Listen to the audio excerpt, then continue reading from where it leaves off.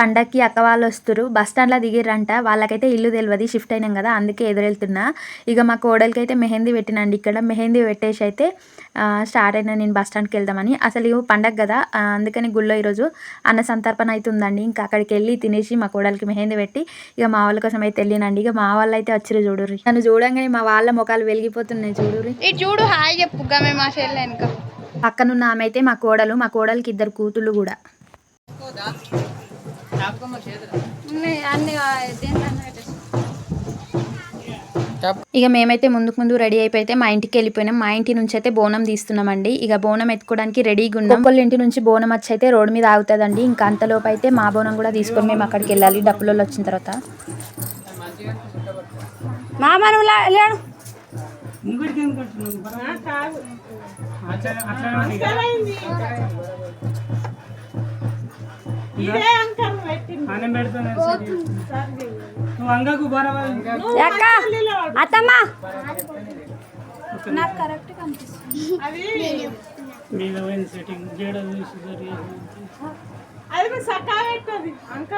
నేను మంచిగా రేణుకా మళ్ళా కూడా నేను సెట్ చేసిపోయినా.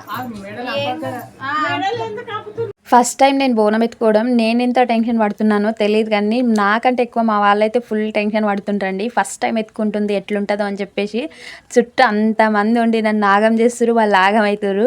వాళ్ళ భయం వాళ్ళకు ఉంటుంది కదా, ఇంకా అన్ని జాగ్రత్తలు చెప్తారు. నిదానంగా నడువు, పక్కకున్న వాళ్ళని తోసుకోకు, చూసుకుంటా నడువు, ఎవరికి దాకనుకుంటే మా అత్తమ్మ అయితే మస్తు జాగ్రత్తలు చెప్తుందండి. నేను ఫస్ట్ టైం ఎత్తుకుంటే నేను ఎంత భయపడుతున్నానో నాకంటే ఎక్కువ మా వాళ్ళు భయపడుతున్నారు. ఇంకెట్లా చేస్తుందో ఏంటో అని చెప్పేసి.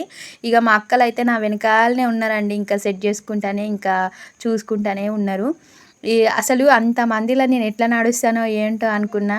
నేనైతే నిజంగా అసలు మస్తు భయపడ్డా. ఇంకా సింగిల్ ప్లీట్ పెట్టుకున్నా. దానివల్ల కూడా కొంచెం భయపడ్డా. కాకపోతే మంచిగా ఎత్తుకొని వచ్చినా కూడా ఫుల్ హ్యాపీ. నిజం చెప్పాలంటే ఈ పండగ కోసం వారం రోజుల నుంచి టెన్షన్ పడుతున్నా అండి. అసలు మామూలు టెన్షన్ కాదు.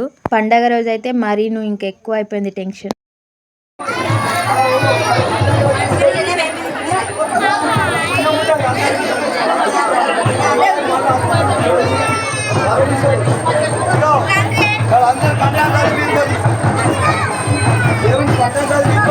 ఇంతమంది జనాల మధ్యలో అసలు ఎట్లా నడుస్తానో అని చెప్పేసి అయితే అనుకున్నాండి. మస్తు భయపడ్డా ఫస్ట్ టైం ఎత్తుకున్నా కదా.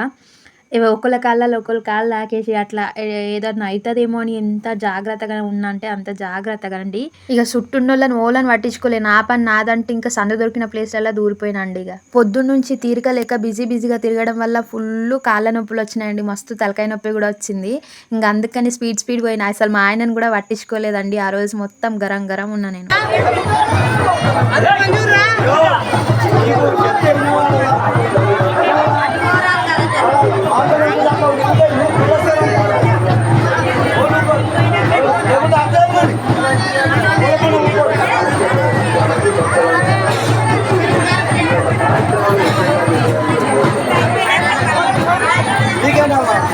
ఫస్ట్ టైం తీసినాం కదా, ఒకటి తెలిసి తెలియక నీళ్ళని తెలుసుకొని చేసిందాకంటే లేట్ అయిపోయిందండి.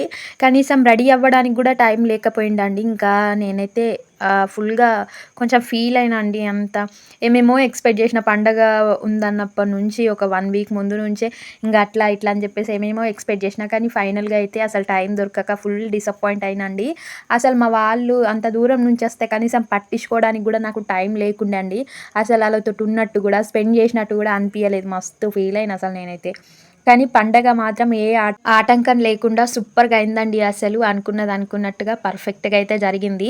సంతోషంగా బోనం తీసినాం. అంతా మంచిగా జరిగిందండి. ఫుల్ హ్యాపీగా అయితే అనిపించింది. మా వాళ్ళు నన్ను పట్టించుకోరు, మా వాళ్ళకు నా మీద కేరింగ్ లేదని అనుకునేదాన్నండి. కాకపోతే ఫస్ట్ టైం నేను బోనం తీస్తున్నాని అసలు నన్ను మాట్లాడనోళ్ళు కూడా మాట్లాడించనోళ్ళు కూడా ఆ రోజు నా మీద కేరింగ్ చూపించారంటే లోపల ఏదో మూల మన మీద ప్రేమ ఉందిరా బాబు, కాకపోతే అది బయటకు చెప్తలేరని అయితే నాకు అనిపించింది. కానీ ఇంత మాత్రం ఉన్నా చాలండి, మనం హ్యాపీ. అసలు రోజు తిన్నరా ఉన్నరా ఏం చేస్తురు ఎటు పోతురు అని చెప్పి మనల్ని అటకంచకపోయినా పర్లేదు. కాకపోతే ఇట్లాంటి సిచ్యువేషన్లో మనల్ని కొంచెం కేరింగ్గా చూసుకున్నా అది ఎప్పటికి గుర్తుంటుంది. మనకు మస్తు హ్యాపీగా కూడా అనిపిస్తుంది.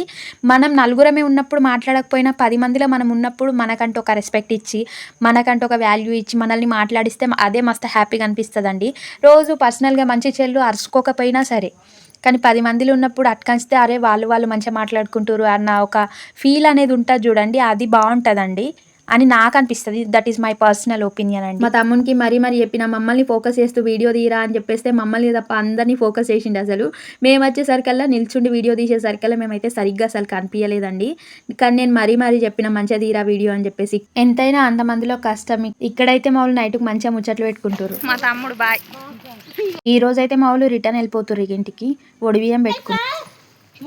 ఇగో నాని గగన్ అరే చూడరా అందరు బాయ్ చెప్పండి. ఏ స్టైల్ బేబీ ఇన్స్టాగ్రామ్ ఒకసారి హాయ్ చెప్పు. హాయ్ చెప్పు.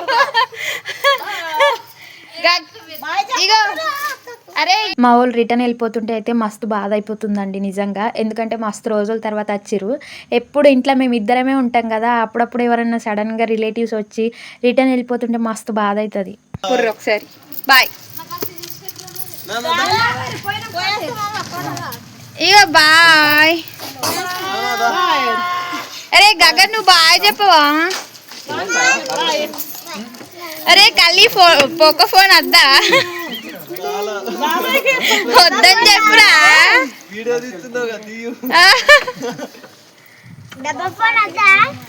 వాళ్ళిద్దరూ మా అక్క వాళ్ళండి, పెద్దక్క చిన్నక్క. అట్లాగే ఆ పాపలు వచ్చి మా చిన్నక్క పిల్లలిద్దరు.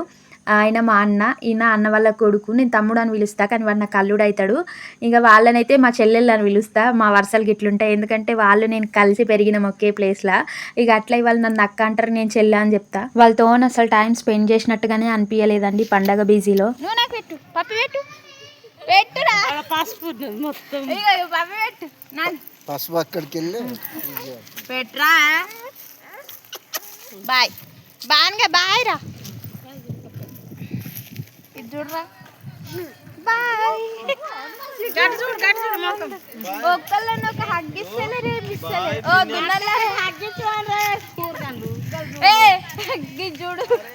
ఒక్కసారి నా దగ్గరికి రారా.